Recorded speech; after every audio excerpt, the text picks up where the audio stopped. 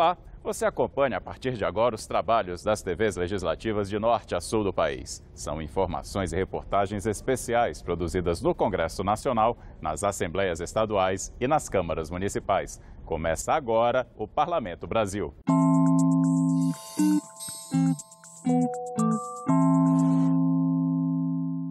Uma lei em vigor no Mato Grosso estabelece que as agências bancárias devem instalar equipamentos de vigilância. Mais segurança para os clientes e também para os trabalhadores. Saiba mais na reportagem da TV Assembleia do Mato Grosso. Os bancos têm oferecido cada vez mais recursos para que os clientes resolvam tudo pela internet ou pelo telefone. Mesmo assim, em alguns casos e para algumas pessoas, a rotina de ir ao banco ainda é uma necessidade. Para ampliar a segurança da população e dos funcionários das agências bancárias, o deputado Valdir Barranco, da Assembleia Legislativa de Mato Grosso, desenvolveu o projeto da Lei de Segurança Bancária. A medida torna obrigatória a instalação de dispositivos de segurança nas agências e nos postos de serviços das instituições financeiras de Mato Grosso.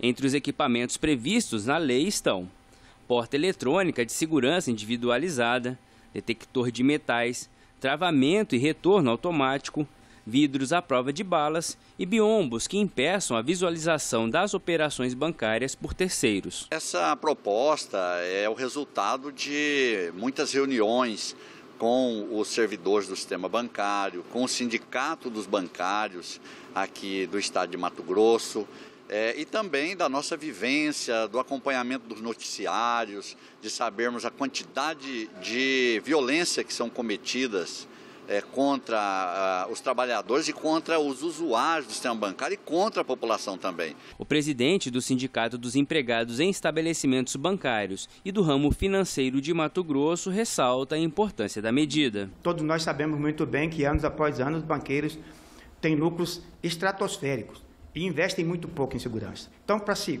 colocar essa lei em prática e realmente, efetivamente implementar essa lei, os bancos vão ter que investir muito pouco. Por isso que eu digo que é um presente não só para nós, os trabalhadores bancários, mas para a população em geral, que com certeza essa lei vai salvar muitas vidas. Outro item de segurança previsto na nova legislação é a instalação de um sistema de monitoramento e gravação eletrônica de imagens em tempo real e com resolução capaz de permitir a clara identificação de criminosos e suspeitos.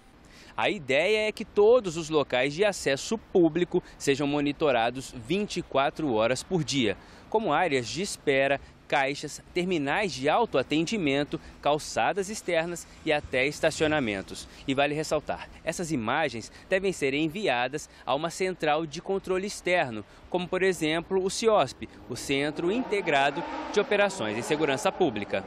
Todo sistema de monitoramento é útil.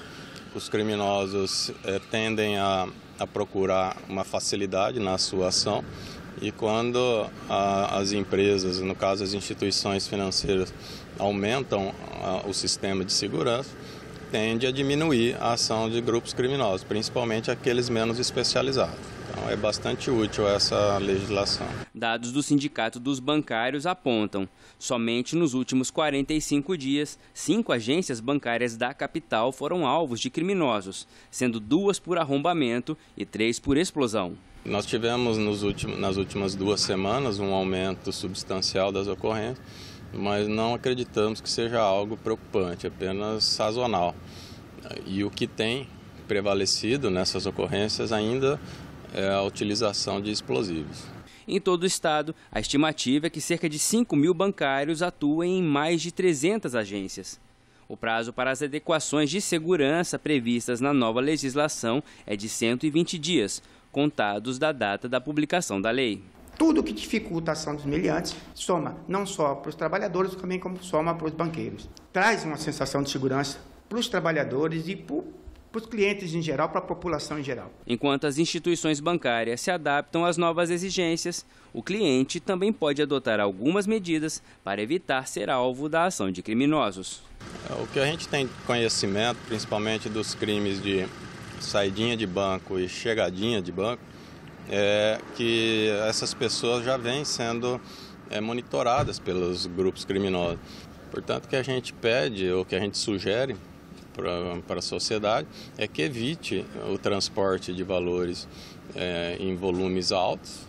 Se puder fazer isso em mais de uma viagem, né, até a instituição bancária, ou que se faça com várias pessoas para inibir a ação desses grupos, já que quem pratica esse crime, ele utiliza da rapidez da ação criminosa para evitar a ação da polícia. E tendo bastante gente, inibe a ação desses grupos e pode melhorar a segurança dessas vítimas.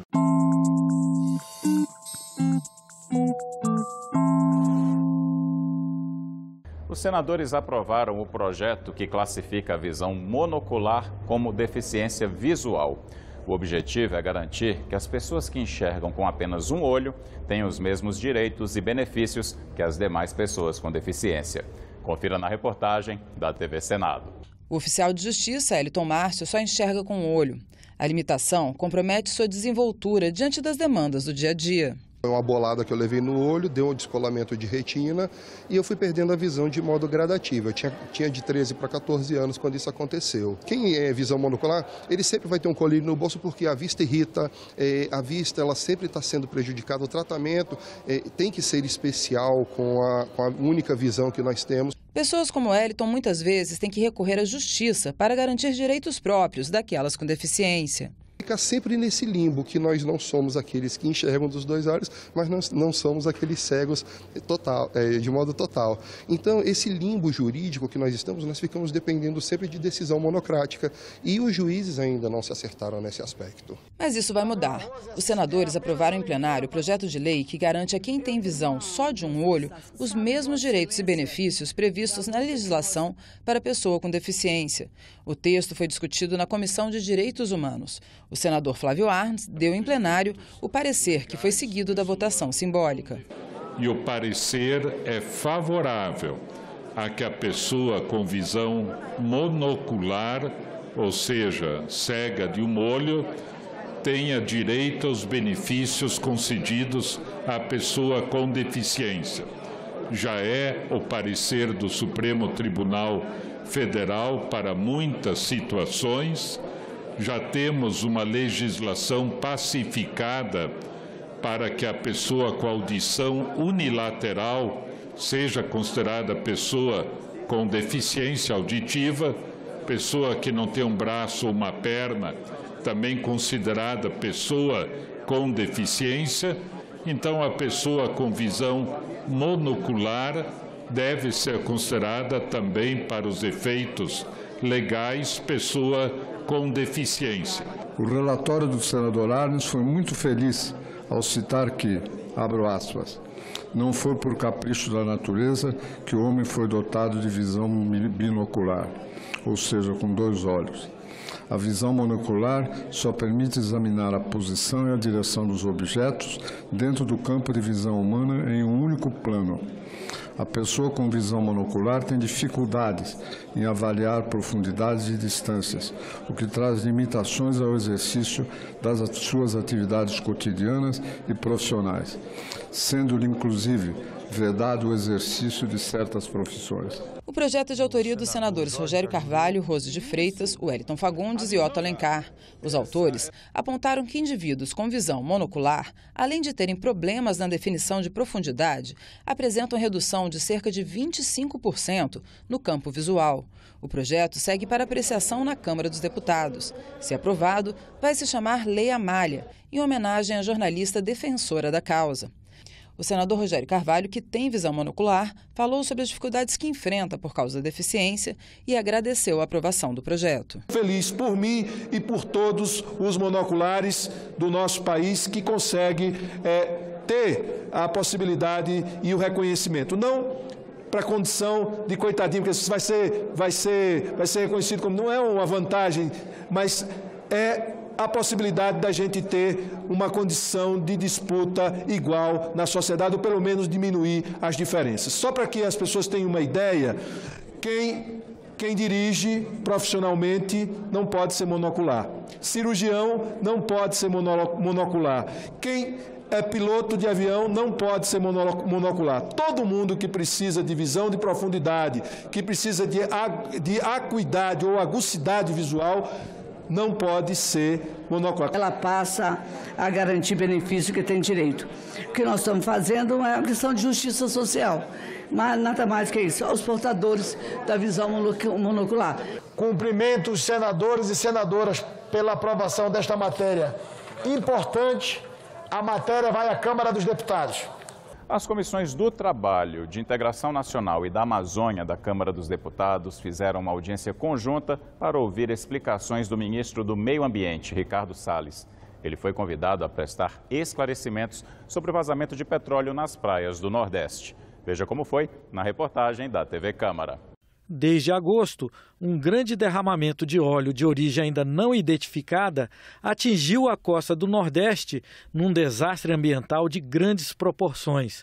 Cerca de 80 municípios em mais de 2.000 quilômetros de costa foram atingidos. Na Câmara, deputados convidaram o ministro do Meio Ambiente a dar explicações. Segundo alguns deputados, o governo levou mais de 40 dias para articular um plano de ação. O que chama a atenção para nós, isso é um depoimento dos governos estaduais, dos governos municipais da região, é a inoperância do governo federal sobre isso. É um governo que fica o tempo todo preocupado em fazer acusações, né? Só começou a atuar 41 dias depois que o acidente aconteceu e atua de forma pífia, inepta, incompetente, destruiu todos os mecanismos de plano de contingência e não consegue dar conta do que está acontecendo ali. O ministro do Meio Ambiente negou que o governo tenha se omitido. Disse que mobilizou 3.800 homens das Forças Armadas e da Defesa Civil e disponibilizou embarcações da Marinha e do IBAMA para monitoramento e proteção de áreas sensíveis, como o arquipélago de Abrolhos. Segundo Ricardo Salles, desde o início foram tomadas medidas para localizar a origem do óleo e que, ao contrário do que foi divulgado, o governo agiu. Nós distribuímos mais de 12.000 kits de EPI. Só que vários dos jornalistas que cobriam os eventos de recolhimento, a Marinha e os órgãos federais estavam do lado de cá e a turma filmava só o lado de cá, para dar a narrativa de que, olha, aqui o governo não chegou a tempo e a hora. Não é verdade. O governo chegou a tempo e a hora, o governo apoiou os municípios, o governo reconhece a importância do voluntário nesse momento, até porque em 2.200 quilômetros de costa é impossível estar em todos os pontos ao mesmo tempo. Deputados da oposição acusaram o atual governo de extinguir comitês de prevenção de desastre que poderiam ter minimizado os efeitos da tragédia. Os comitês têm um caráter perene, de formação, de capacitação, de preparação para ações simuladas. Então, o problema não é só na crise, é porque, mais uma vez, o Brasil não constrói uma ação preventiva estruturada para estar pronto diante de um grande desastre. Como isso não existiu, nós vimos o que aconteceu no Nordeste brasileiro. Em resposta, o ministro atribuiu a falta de estrutura de planejamento e recursos a governos anteriores. Grande parte dos problemas enfrentados sobre materiais ou dificuldades orçamentárias decorrem de uma coisa: nós recebemos um Estado quebrado. Não nos legaram um Estado pronto para responder. Portanto, nós estamos colhendo várias das mazelas decorrentes destes problemas que aconteceram, no mínimo, por 16 anos no Brasil. E no horário estipulado por ele, interrompeu sua participação e deixou a audiência, sob protestos de deputados. Vai se encerrar a audiência pública? Ministro. Assim? Presidente, é assim que vai se encerrar a audiência pública? São quantos os inscritos ainda? O gesto do ministro dividiu os deputados. Foi feito um acordo que ele ficaria até as 2 horas. Já são 2 horas e 10 minutos, ele passou e avisou, foi absolutamente combinado. E é uma audiência em que ele foi convidado. Nem a presidenta da mesa ele respeitou, nem entendo que ele cumpriu a missão dele.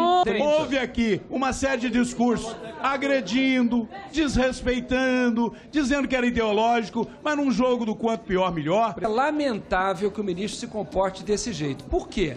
Quando a oposição faz um acordo de transformar uma convocação em um convite, espera-se que a vinda do ministro a esta casa não seja uma visita de cortesia. Não cabe ao ministro vir aqui dizer que ele tem 3 horas para o parlamento. Não há nada mais importante que ele tenha para fazer hoje do que prestar contas do trabalho dele. Isso se faz através do parlamento. A presidente da sessão também se manifestou. Eu fui vítima, como todos aqui, de uma saída que não foi muito elegante e cortês. O senhor é uma pessoa educada, elegantíssima, e eu tenho certeza que o senhor se sentiria mal também diante dessa saída que aconteceu aqui. Por mais que houve acordo, por mais que houve justificativa, foi uma saída que podia ter sido mais cortês.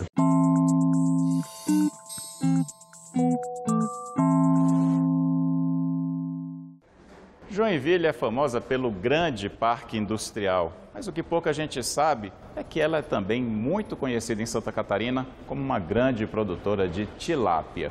E no quadro Vitrine de hoje, você vai ver como a piscicultura se tornou uma ferramenta importante para a economia do município. Confira!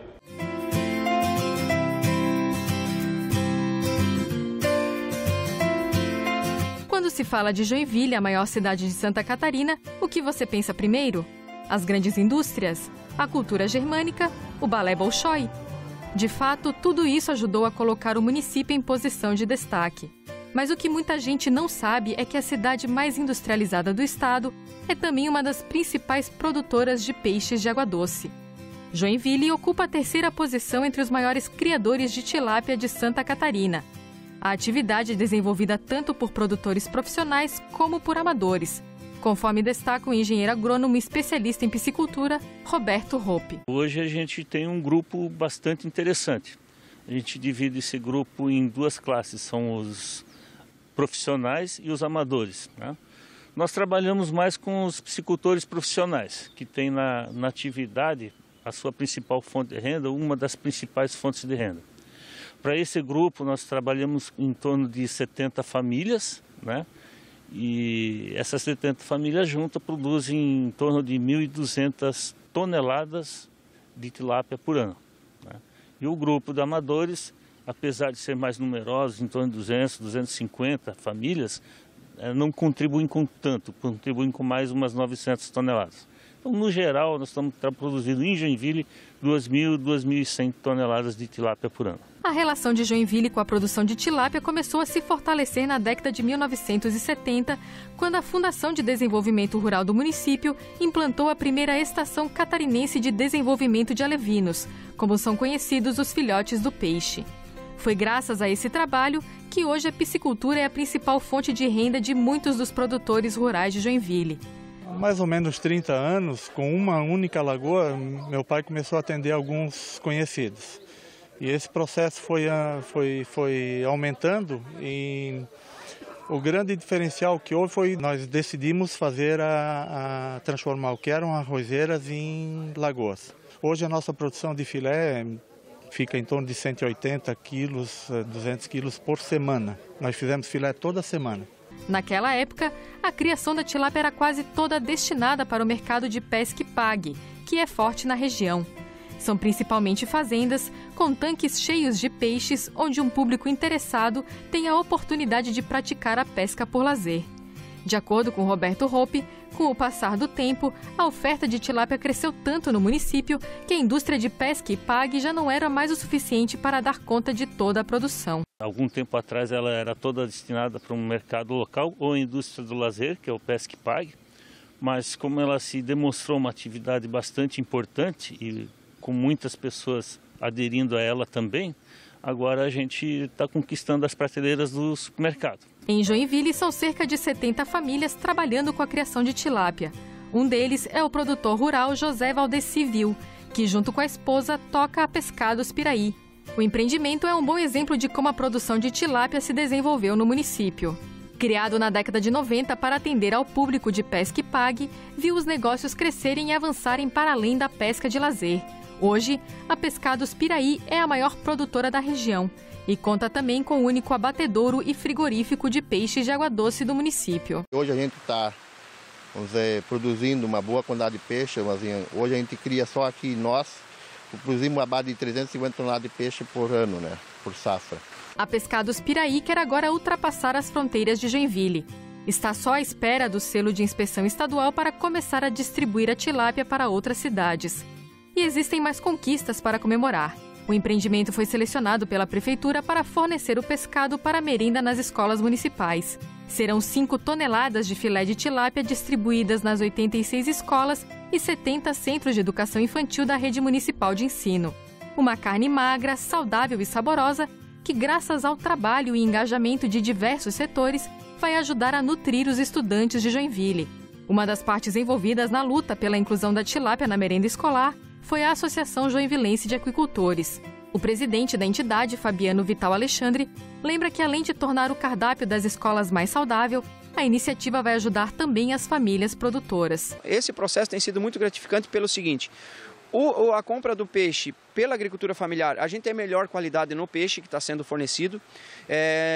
Em todos os casos que a gente acompanhou de outras experiências, o peixe fornecido por esse produtor da agricultura familiar, ele é um peixe de melhor qualidade, o consumidor gosta mais. A gente está fortalecendo a agricultura no município, fazendo com que esse produtor fique na sua propriedade e tenha um incentivo para continuar produzindo, e o produtor local, né? Porque dentro da questão legal é dado prioridade para o produtor do município. Essa compra do peixe só vai sair de Joinville se a gente não tiver nenhum produtor aqui produzindo peixe dentro da questão do modelo da agricultura familiar. Para ter uma merenda escolar balanceada, o princípio é o mesmo de uma refeição considerada saudável. Legumes e verduras, uma porção de carboidrato, que pode ser o nosso tradicional arroz com feijão, e um tipo de carne. Abrir o leque de opções de proteínas no cardápio dos estudantes ainda não é uma prática comum nas escolas catarinenses. Poucos municípios incluíram o peixe na merenda. Mas um projeto de lei que está em tramitação na Assembleia Legislativa quer mudar essa realidade. A iniciativa do deputado Dr. Vicente Caropreso obriga a inclusão do pescado fresco no cardápio da merenda das escolas da rede pública estadual de ensino. Ano passado nós já fornecemos para o restaurante popular, já recebemos mais aquele peixe, e esse aqui também. Aí, no caso, a prefeitura ele paga direto para o produtor, né? Aí nós recebemos mais por quilo de peixe. Convencer outras prefeituras a adotarem também o filé de tilápia na refeição dos estudantes é uma das bandeiras da Comissão de Pesca e Aquicultura da Assembleia Legislativa, conforme explica o presidente do colegiado, deputado Felipe Estevão, do PSL. Alguns prefeitos já estão simpatizando a ideia, estão nos procurando. Alguns municípios já estamos usando como um case de estudo, né? Para desenvolver ali e ver como é que vai ser. É a maior proteína animal consumida, é o peixe, né? Tem uma riqueza de nutrientes, e a gente está conversando com o governador e buscando desenvolver projetos hoje, através, como presidente da Comissão da Pesca, para incentivar e para inserir na base da merenda escolar.